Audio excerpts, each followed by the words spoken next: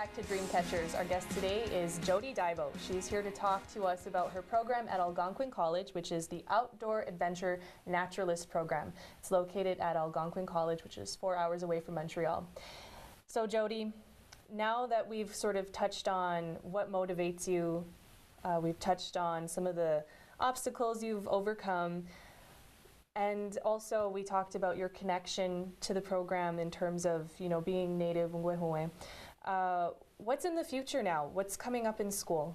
Well, I go back for the second semester. It starts the 9th of January. And right away we're jumping into wilderness first aid responder. We're doing cross-country skiing, snowshoeing, birding, photography for naturalists. The first one, can you talk a bit about that? What exactly is that? Wilderness first aid responder? Yeah, is that like that TV show where people get like stuck under boulders and then they send people out in helicopters to rescue them? Really? Yep. Like we have a church in the basement that they're going to be using, and they're just setting up like different scenarios, and like apparently it's really gory. Like they have fake blood everywhere, and you need your first aid, your level C, and I got that in the summer before I started the program, and I'm looking forward to it. That sounds crazy. Yeah. Are you queasy around blood? Does that make you nervous? It makes me alert. Like I'm like, all right, like let's clean this stuff up. You know what I mean? Like I kind of have a tough stomach, I guess. Like I'm sure I'll be nervous once it starts happening, like in real life, but I think the training is gonna be cool. Like we have, I think 60 hours of training. Wow, that's extensive. What's the setup of like your classes? Like how many hours a week do you put in? Well, we have classes Monday, Tuesday, Wednesday, like regular in the college. But every Thursday and Friday we camp out overnight at Wilderness Tours. It's the largest outdoor adventure company of all of Canada. And yeah, it's pretty sweet. That's awesome. So while you're camping out, are you learning at the same time? Mm-hmm. Like we'd get there for 7 a.m. We'd set up our tents and stuff, and then we'd go to class either like for map and compass. We'd learn how to read maps and shoot bearings, and we'd either go canoeing, sea kayaking, mountain biking. God, what else did I do? I've been like every week it's a different activity, and it's just. That's great. That's like direct hands-on learning. That's like the best way to learn. So you mentioned bird watching. What's that? It's just like we're gonna be learning how to do bird calls and like identify birds, and I think it's pretty cool. Yeah, that's really cool. Are there any particular? Do you have an interest in bird watching? I never really thought of it, but I'm looking forward to it. Like. Just sit there, chill out, and watch some birds and learn how to do some bird calls. That's going to be so cool. Do you know how to do any now? No. Yeah, neither do I. I always see people do the one where it's like an owl call or something. Yeah. I could never do that. That always mystified me. I'll be able to teach you soon. Yes. Awesome. Do you hear that? She'll teach me. The next time I'm on, I'll do it. I don't think so, though. So what's after school? Once you graduate school, what are your plans? Well, or do you know what, before we talk about that, I'd like to ask you, what do you plan on doing this summer on break? Earlier, before we started filming this, Jody and I were talking, and she mentioned how she wanted to maybe go abroad. Yeah, they have a co-op option, and what that means is just you pay $480, and wherever you want to apply, the school will have a conversation with the company, and you'll basically be under their wing learning the certain position you want to work, and you get paid to do it.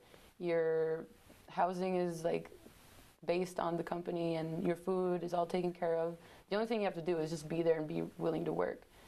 So I might take advantage of that because I've been looking into a company in Denver, Colorado, and I might want to do some whitewater rafting guiding. But if not that, I think I want to move downtown Montreal and do some sea kayaking. That's great. If you do move to Montreal, where do you plan on sea kayaking? There's this company, it's called H2O Adventures, and it's on Atwater, and like they go all through the Lachine Canal and by the old port. So I think it'd be pretty cool. Also, how long does the co-op last for? It's the entire summer. The entire summer. Mm-hmm. And what other options do you have for the co-op besides Denver? Like, are there any other places that you could go? You can go anywhere you want in all of. You can go to Mexico. You can go in the States. You can go in Canada. Like, so a lot of people go to BC just because they have a. They also have an articulation agreement with one of the universities out there, where you can transfer your credits from Algonquin and do another 2 years. Then you have a university degree. Is that something you would consider in the future? Mm-hmm. But not right away. I want to travel first. I want to go to California. I want to do some mountain biking over there and some sea kayaking. And there's already like a few of my friends, like we've been talking about it. And we have a final expedition. That's where we apply everything we've learned into the Final X, and it's our graduation sort of test. So I might be going to Hawaii for that and do some volcano sightseeing and some mountain biking over there. And that's amazing. Because they pay for your Final X, a portion of it, but if it's like too expensive, you have to come up with some fundraising yourself, which would be all right with me. It's Hawaii, so. So this summer you have some plans, and then you have to pick back up at school in September, and then next December you'll graduate. So a year from now you'll graduate. What does the course explore in the final semester? I don't really know. I haven't looked at that, like, one day at a time? Pretty much. Like, I'm just trying to like organize myself and not be too overwhelmed and just handle what's on my plate at the moment. Because if you look too far into the future, you'll scare yourself, and then you'll just be thrown off balance. You just sort of gotta keep your goal and take little by little. And okay. We also touched on earlier, what's after school? Like, what do you plan on applying your degree towards?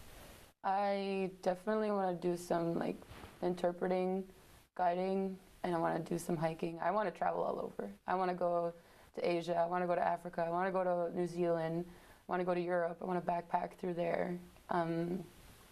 Definitely Arizona. And why Arizona? Grand Canyon. Nice. Yeah, it's a dream I've always had. I was supposed to go a few years ago with survival school, but I end up not. So, but I also want to open up a program like this in town in Mohawk.